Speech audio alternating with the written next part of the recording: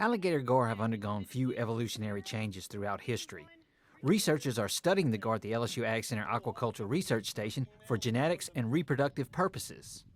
They've been able to persist for so long, and we want to try to figure out what are some of those things, parts of their genetics, their physiology, their life histories that have allowed them to survive so well. Chris Green, a scientist at the station, has studied the gar for the past 7 years. Part of his work involves looking for ways to build on existing research related to fish production and increase the spawning success of the gar.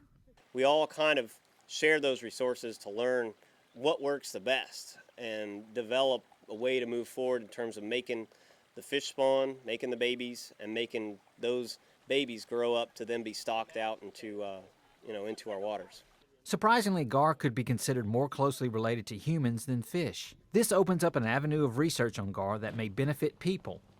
They're basically more genetically similar to humans than they are to other fishes. And so we can use information from those teleost fishes and use the gar to kind of translate it to be more applicable for human medicine. Capturing the gar proved to be a challenge, with some weighing more than 50 pounds. As part of the research, they were identified by a chip reader, weighed, and then injected with a hormone that would stimulate reproduction processes. Another unique feature is gar breathe air when water temperatures become hot.